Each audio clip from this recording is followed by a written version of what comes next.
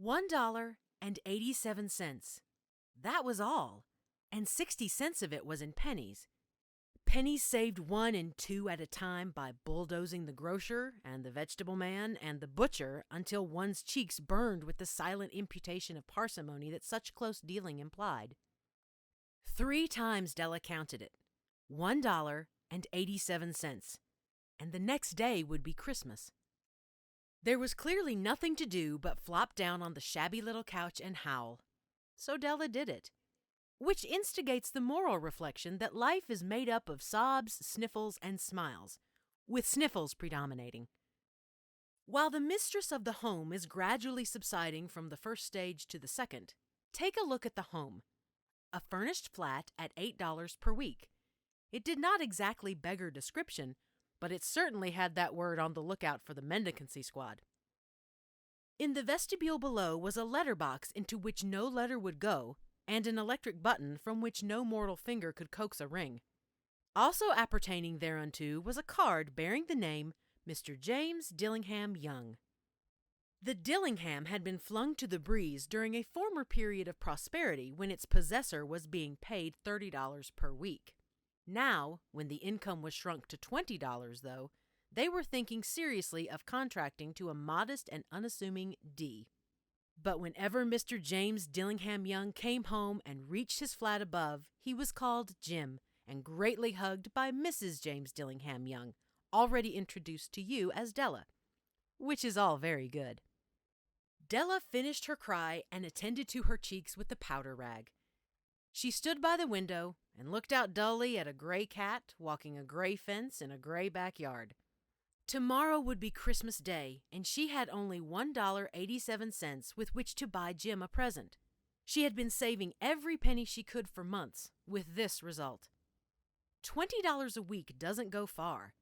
Expenses had been greater than she had calculated. They always are. Only $1.87 to buy a present for Jim. Her Jim. Many a happy hour she had spent planning for something nice for him. Something fine and rare and sterling. Something just a little bit near to being worthy of the honor of being owned by Jim. There was a pier glass between the windows of the room. Perhaps you have seen a pier glass in an $8 flat. A very thin and very agile person may, by observing his reflection in a rapid sequence of longitudinal strips, obtain a fairly accurate conception of his looks. Della, being slender, had mastered the art. Suddenly she whirled from the window and stood before the glass. Her eyes were shining brilliantly, but her face had lost its color within 20 seconds. Rapidly she pulled down her hair and let it fall to its full length. Now, there were 2 possessions of the James Dillingham Youngs in which they both took a mighty pride. One was Jim's gold watch that had been his father's and his grandfather's. The other was Della's hair. Had the Queen of Sheba lived in the flat across the air shaft, Della would have let her hair hang out the window some day to dry just to depreciate Her Majesty's jewels and gifts. Had King Solomon been the janitor, with all his treasures piled up in the basement, Jim would have pulled out his watch every time he passed, just to see him pluck at his beard from envy. So now Della's beautiful hair fell about her, rippling and shining like a cascade of brown waters. It reached below her knee and made itself almost a garment for her. And then she did it up again nervously and quickly. Once she faltered for a minute and stood still while a tear or two splashed on the worn red carpet. On went her old brown jacket, on went her old brown hat. With a whirl of skirts and with the brilliant sparkle still in her eyes, she fluttered out the door and down the stairs to the street. Where she stopped, the sign read, Madame Safrani, hair goods of all kinds. 1 flight up Della ran and collected herself, panting. Madame, large, too white, chilly, hardly looked the Safrani. Will you buy my hair? Asked Della. I buy hair, said Madame. Take your hat off and let's have a sight at the looks of it. Down rippled the brown cascade. $20, said Madame, lifting the mass with a practiced hand. Give it to me quick, said Della. Oh, and the next 2 hours tripped by on rosy wings. Forget the hashed metaphor. She was ransacking the stores for Jim's present. She found it at last. It surely had been made for Jim and no one else.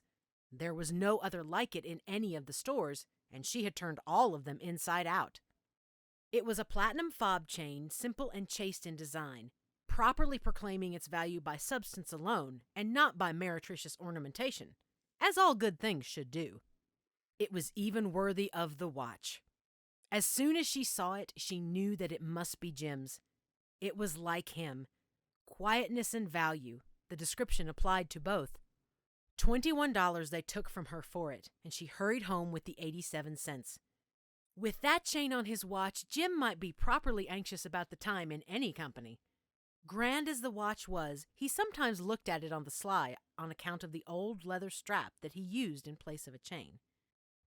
When Della reached home, her intoxication gave way a little to prudence and reason. She got out her curling irons and lighted the gas and went to work repairing the ravages made by generosity added to love. Which is always a tremendous task, dear friends, a mammoth task. Within 40 minutes, her head was covered with tiny, close-lying curls that made her look wonderfully like a truant schoolboy. She looked at her reflection in the mirror long, carefully, and critically. If Jim doesn't kill me, she said to herself, before he takes a second look at me, he'll say I look like a Coney Island chorus girl.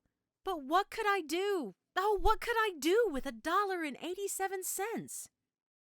At 7 o'clock, the coffee was made and the frying pan was on the back of the stove, hot and ready to cook the chops. Jim was never late. Della doubled the fob chain in her hand and sat on the corner of the table near the door that he always entered. Then she heard his step on the stair away down on the first flight, and she turned white for just a moment. She had a habit for saying little silent prayer about the simplest everyday things, and now she whispered, "Please, God, make him think I am still pretty." The door opened, and Jim stepped in and closed it. He looked thin and very serious. Poor fellow, he was only 22, and to be burdened with a family. He needed a new overcoat, and he was without gloves. Jim stopped inside the door, as immovable as a setter at the scent of quail. His eyes were fixed upon Della, and there was an expression in them that she could not read, and it terrified her. It was not anger, nor surprise, nor disapproval, nor horror, nor any of the sentiments that she had been prepared for. He simply stared at her fixedly with that peculiar expression on his face. Della wriggled off the table and went for him. "Jim, darling," she cried, "don't look at me that way. I've had my hair cut off and sold because I couldn't have lived through Christmas without giving you a present. It'll grow out again. You won't mind, will you? I just had to do it. My hair grows awfully fast. Say Merry Christmas, Jim, and let's be happy. You don't know what a beautiful, nice gift I've got for you." "You've cut off your hair?" asked Jim laboriously, as if he had not arrived at that patent fact yet, even after the hardest mental labor. "Cut it off and sold it," said Della. "Don't you like me just as well, anyhow? I'm me without my hair, ain't I?" Jim looked around the room curiously. "You say your hair is gone," he said, with an air almost of idiocy. "You needn't look for it," said Della. "It's sold, I tell you, sold and gone too. It's Christmas Eve, boy. Be good to me, for it went for you. Maybe the hairs of my head were numbered," she went on with sudden serious sweetness, "but nobody could ever count my love for you. Shall I put the chops on, Jim?" Out of his trance, Jim seemed quickly to wake. He enfolded his Della. For 10 seconds, let us regard with discreet scrutiny some inconsequential object in the other direction. $8 a week or $1 million a year. What is the difference? A mathematician or a wit would give you the wrong answer. The Magi brought valuable gifts, but that was not among them. This dark assertion will be illuminated later on. Jim drew a package from his overcoat pocket and threw it upon the table. "Don't make any mistake, Dell," he said, "about me. I don't think there's anything in the way of a haircut or a shave or a shampoo that could make me like my girl any less. But if you'll unwrap that package, you may see why you had me going a while at first."